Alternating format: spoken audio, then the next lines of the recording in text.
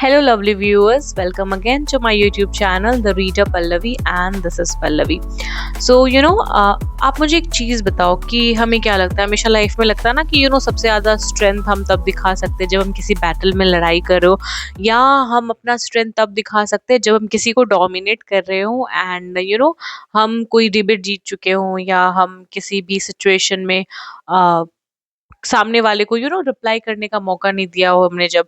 तो जब आप खुद को जब आप हमें हमेशा ऐसा लगता है कि जब तक हम किसी को नीचा नहीं दिखाएंगे तब तक हम या like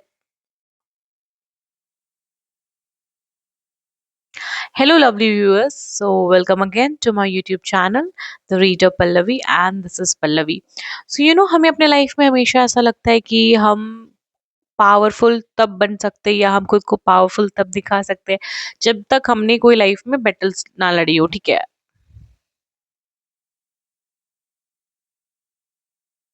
Hey there everyone, welcome to my YouTube channel, The Reader Pallavi, and this is Pallavi. So हमें हमेशा अपने लाइफ में लगता है कि हम पावरफुल इंसान तब कहलाएंगे जब हम अपने लाइफ में कोई ना कोई बैटल फाइट किया हो हमने, ठीक है। वो बैटल कोई भी हो सकता है, ठीक है, डिबेट हो सकता है, या फिर जब तक हमने किसी को डोमिनेट नहीं किया हो तब तक हम खुद को पावरफुल फील नहीं करते। बट आपको पता है रियल पावर कहाँ है? रियल पावर वहाँ है जब आप अपने एंगर को मास्टर कर लेते हो। बिकॉज आपका जो एंगर है ना, वो आपको डिस्ट्रॉय कर रहा है, वो आपको पीस में नहीं रहने दे रहा है, वो आपको फोकस नहीं करने दे रहा है। एंड वो आपका जो एंगर है ना, वो हमेशा आपको पास्ट में रख रहा है, आपको प्रेजेंट एंजॉय नहीं करने दे रहा, एंड आपको फ्यूचर के लिए वर्क भी करने नहीं दे रहा। तो आज हम लोग इसी चीज के बारे में बात करेंगे कि why mastering the peace, mastering forgiveness is important. And ये चीजें हम लोग सीखेंगे obviously the famous book Ramayana से।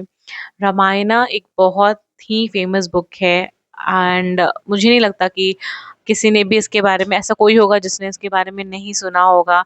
एंड ये इतनी पावरफुल बुक है, यहाँ पे इतने सारे कैरेक्टर्स हैं रामायण में कि आप हर एक कैरेक्टर से कुछ ना कुछ सीख सकते हो, ठीक है।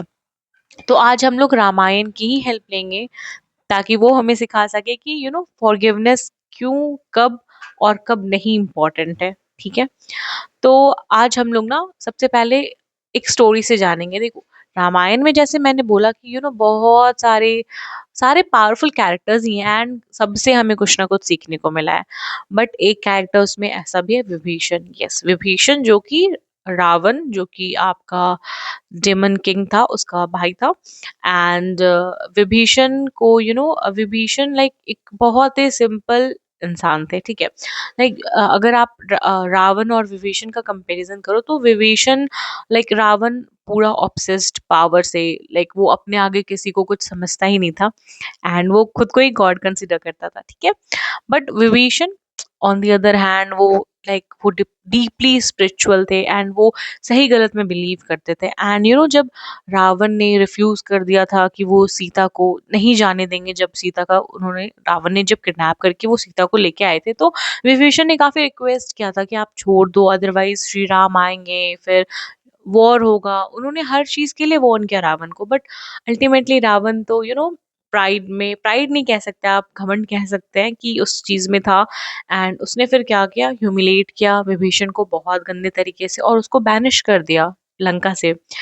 बट यहाँ पे यहाँ पे हमें सीख ये मिलती है कि इतना कुछ होने के बाद भी, अगर आपने रामायण मूवी देखी हो, आपने सीरियल्स देखे होंगे, तो आपने कभी ये शब्द विभीषण के लाइक टंग से नहीं सुना होगा कि वो रावण से बदला लेना चाहते हैं। कभी नहीं।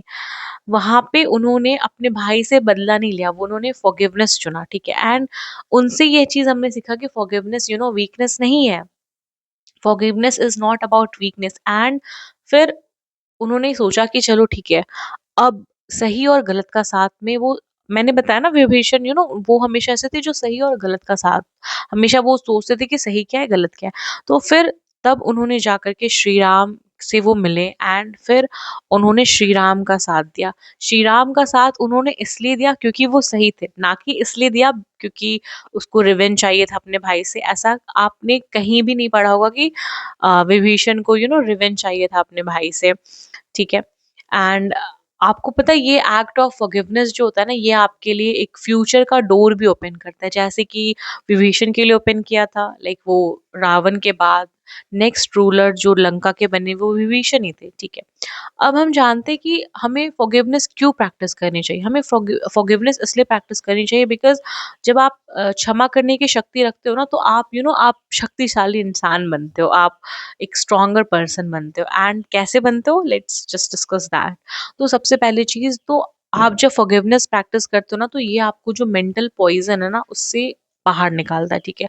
जब आप किसी को माफ कर देते हो तो आप ग्रज होल्ड नहीं करते हो, लेकिन जब आप माफ नहीं करते हो, आप ना वो रिवेंज की जो आग होता है ना, आप उसमें खुद ही जलते हो। आप किसी भी चीज पे फोकस नहीं कर पाओगे, आप परेशान रहोगे, आपका माइंड कुछ सोच ही नहीं पाएगा। तो इसलिए आपको जो, अगर आप फॉरगिव कर देते हो तो ये जो मेंटल बैरियर है ना, इससे आप इससे आप बाहर निकल जाते हो। नेक्स्ट चीज की, फॉरगिवनेस ना आपको पावर देता है। यस, जब आप फॉरगिव करते हो ना किसी भी चीजों को, तो आपके पास में एक पावर आ जाता है जो कि आपको हेल्प करता है ये इस चीज से बचने में कि आपका पेन आपको डिफाइन नहीं कर पाए। ऑब्वियसली आप हर्ट होते हो तभी आपको गुस्सा आता है, आप रिवेंज लेने का सोचते हो, बट जब आप फॉरगिव कर देते हो तो जो पेन आपको उस चीज से मिला है ना, वो आपको डिफाइन नहीं करता है। आप फॉरगिव कर दिया आपने, अब आप आगे की चीजों पे फोकस कर पाओगे, आप सोच पाओगे कि ओके ठीक है, अब ये तो हो गया, अब आगे देखते हैं कि क्या सॉल्यूशन है इन सब चीजों का, ठीक है। एंड थर्ड की फेलियर्स, सॉरी फेलियर्स मैं बोल रही हूँ, फॉरगिवनेस जो है ना आपका न्यू अपॉर्चुनिटी आपको प्रोवाइड करता है। जैसे कि मैंने भी बोला ना, अगर आप फॉरगिवनेस करते हो तो आप फिर आप पास्ट में नहीं रहोगे, आप प्रेजेंट में वर्क करोगे, आप फ्यूचर के बारे में सोच पाओगे एंड उसको टारगेट लेकर के अपना काम कर पाओगे, ठीक है। बट लाइफ में हमेशा फॉरगिव करना भी सही नहीं है। यस, हमेशा फॉरगिवनेस जरूरी नहीं है लाइफ में।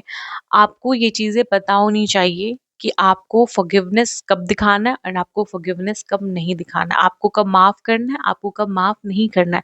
बिकॉज कुछ लोग कुछ लोग इस चीज, अगर आपका जो फॉरगिवनेस नेचर है ना, अगर वो देख लेते हैं तो इस चीज को वो बहुत कंफर्टेबल जोन समझ लेते हैं। फिर उनको लगता है कि अरे यार, ये इंसान से तो मैं कैसे भी डील कर सकता हूँ, ठीक है, ये तो लास्ट में माफ कर ही देता है, ठीक है। हमेशा याद रखना कि आप फॉरगिव कर रहे हो अपने लिए, अपने मेंटल पीस के लिए, एंड आपका फॉरगिवनेस उनका या सामने वाले पर्सन का जो आपको हर्ट कर रहे हैं, उनका कंफर्ट जोन नहीं बनना चाहिए, ठीक है।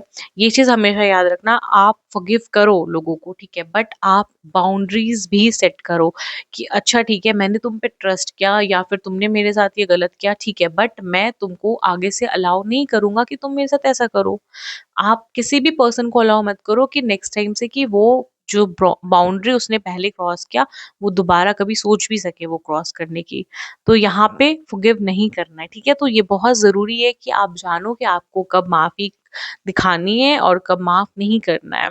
सो ये सारी चीजें तो हो गई। अब हम अपनी लाइफ में फॉरगिवनेस को कैसे प्रैक्टिस कर सकते हैं, ठीक है। तो सबसे पहली चीज की, accept the pain. I know जो भी हर्ट होगा उससे पेन तो होगी, तकलीफ होगा, इंसान है।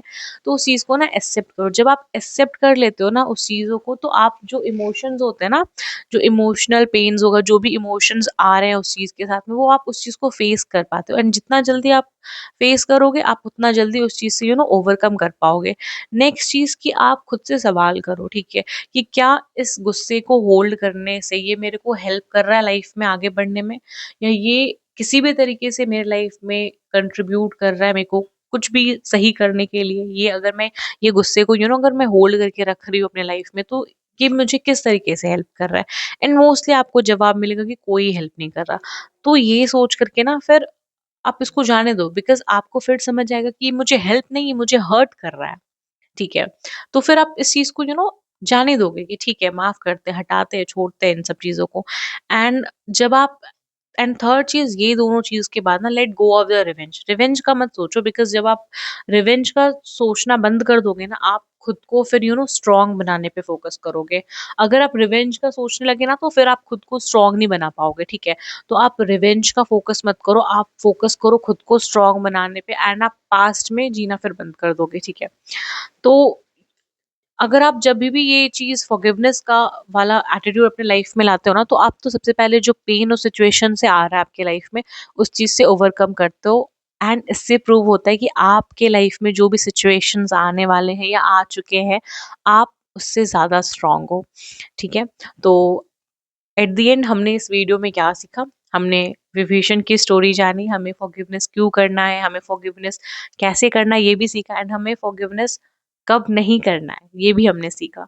ठीक है, सो अब मुझे बताओ कि आपको रामायण की ऐसी कौन सी कैरेक्टर जो सबसे ज़्यादा इंस्पायर करती है, ऐसी कौन सी स्टोरी है जो आपको बहुत इंस्पायर करती है?